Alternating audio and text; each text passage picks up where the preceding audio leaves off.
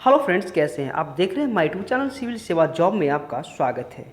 मैं प्रियेश कुमार। आज मैं बात करने वाले हैं Bihar DElEd admission second merit list, second college allotment, second round में कौन कौन से अभ्यर्थी शामिल होंगे, कुल सीटों की संख्या। जी हाँ, इन सारे टॉपिक पर बात करेंगे। अगर आप मेरी वीडियो को पहली बार देख रहे हैं, प्लीज़ लाइक शेयर और सब्सक्राइब जरूर करें। बेल आइकन की घंटी को प्रेस जरूर करें ताकि हर पल पल का अपडेट सबसे पहले आप तक पहुंचता रहे। इससे पहले ये बता दूं कि मैं आप लोगों के बीच कुछ दिनों तक अनुपस्थित रहा क्योंकि मेरे अस्वस्थ होने के कारण मैं आप लोगों के बीच नहीं आ सकी, इसलिए सॉरी। आज से हमेशा आप लोग के साथ रहेंगे।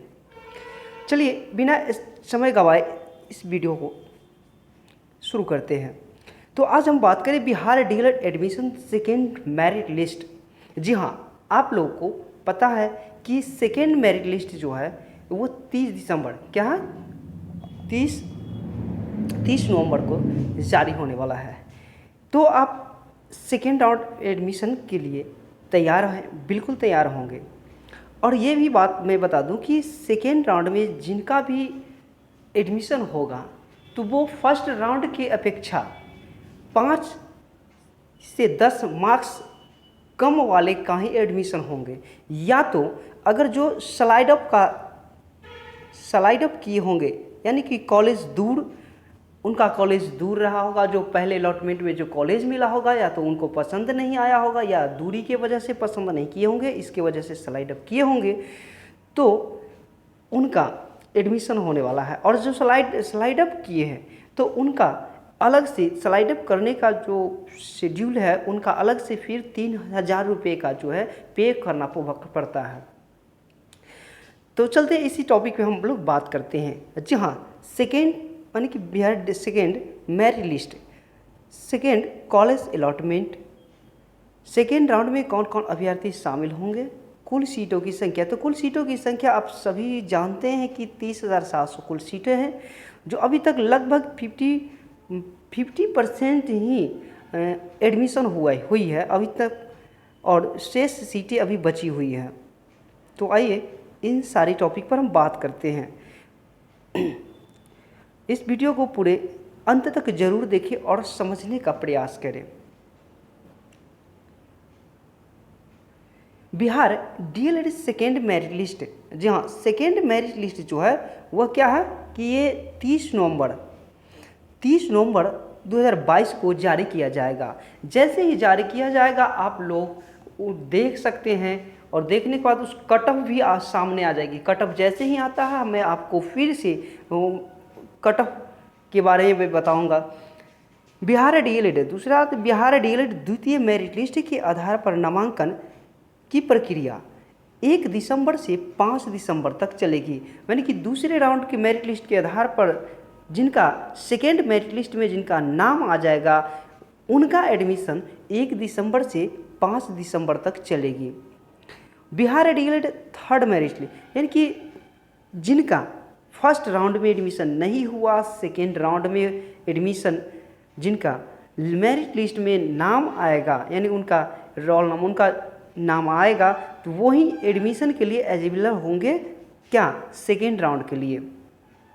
घबराने की कोई बात नहीं है। जिनका सेकेंड राउंड में भी नहीं एडमिशन होगा उनके लिए थर्ड राउंड का भी ऑप्शन आएगा, थर्ड राउंड भी आएगा। इसलिए बेफिक्र रहिए, टेंशन बिल्कुल नहीं लीजिए। और आप लोग का भी एडमिशन जिनका नहीं आएगा उनका एडमिशन थर्ड राउंड में होगा।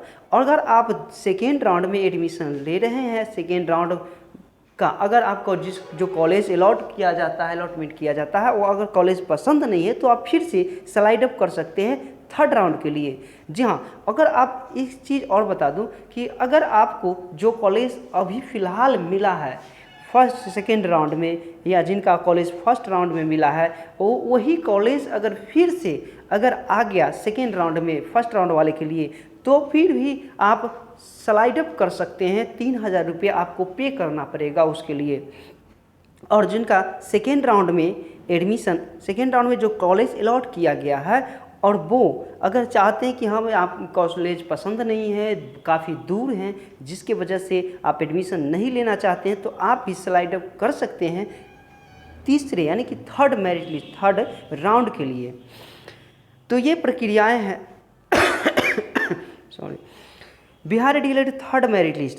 जी हाँ, सेकेंड मेरिट लिस्ट जैसा ही सेकेंड राउंड समाप्त होती है तो फिर आपका जो है यहाँ पे 7 दिसंबर 2022 से थर्ड राउंड यानी कि थर्ड मेरिट लिस्ट जारी किया जाएगा 7 दिसंबर 2022 को।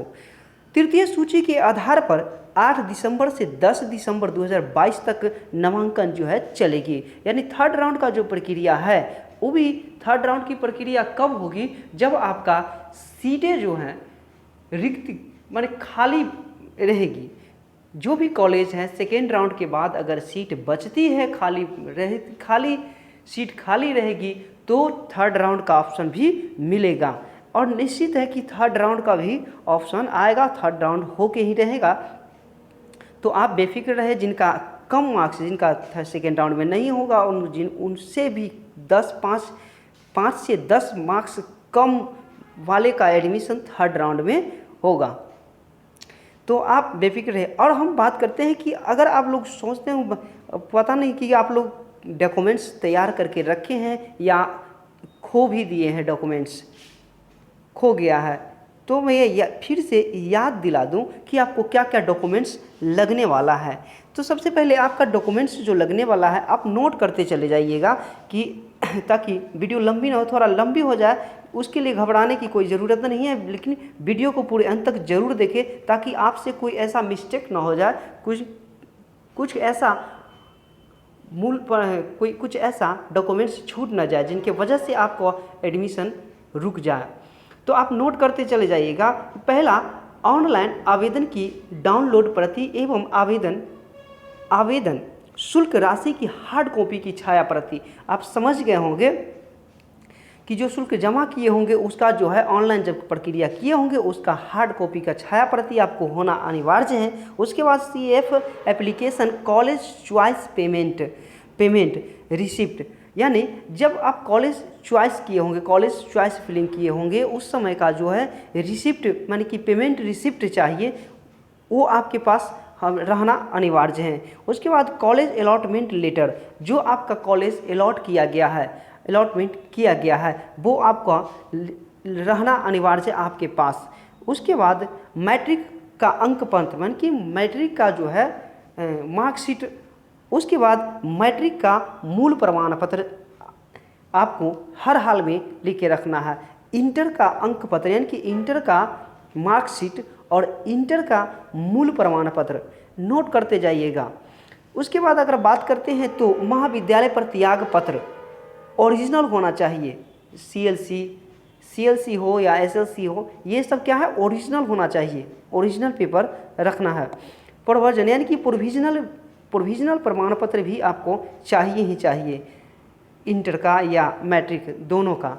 उसके बाद कैरेक्टर सर्टिफिकेट आपका अनिवार्य है। अगर आप स्नातक किए हुए हैं और स्नातक के बाद अगर आप डीएलएड में एडमिशन लेना चाहते हैं तो आपको एडमिशन के समय स्नातक का अंक पत्र यानी कि स्नातक का जो है ग्रेजुएशन अगर की ग्रेजुएशन का अंक प्रमाण पत्र यानी कि मार्कशीट चाहिए और ग्रेजुएशन का मूल प्रमाण पत्र आपका होना अनिवार्य है। उसके बाद मैं बात करूं कुछ ऐसे है जो आरक्षित यानी कि आरक्षित छूट के कुछ छूट का प्रावधान जिन्हें SC ST वाले के लिए यानी कि जाति, आवासीय और आय आपके पास होना बहुत ही ज़रूरी है, जो नया होना चाहिए। उसके बाद गवर्नमेंट कॉलेज कट ऑफ की बात कर लेते हैं कि सॉरी कट ऑफ नहीं, फ़ी की बात करते हैं कि गवर्नमेंट कॉलेज की फ़ी 2 ईयर्स का कितना फ़ी लगता है। तो मैं बता दूं कि गवर्नमेंट कॉलेज का जो फ़ी है जनरल BC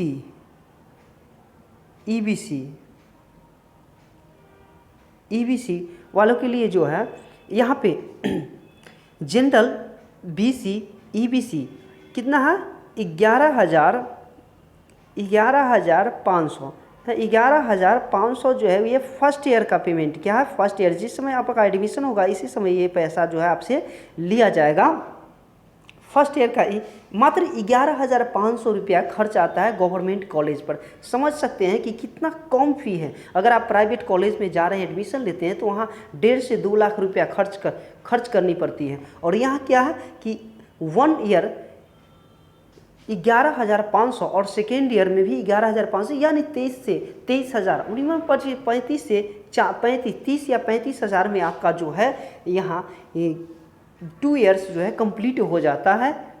और SC ST की बात करें, SC ST की बात करें या दिव्यांग, या क्या है ये दिव्यांग है, उनके लिए कितना है तो 6,000, मात्र कितना तो 6,000, ओनली 6,000 रुपया जो है SC ST और दिव्यांग अभ्यर्थियों के लिए मात्र कितना 6,000 रुपया लगते हैं 1 ईयर का। तो 2 ईयर में 12,000, यानी कि 15,000 रुपये, मानते 15,000 रुपये खर्च होते हैं। और 2 ईयर का जो है आपका 2 ईयर्स का ये कोर्स समाप्त हो जाता है, पूरी हो जाती है। तो बस ये जानकारी आप पूरे वीडियो को अंत तक ज़रूर देखिए।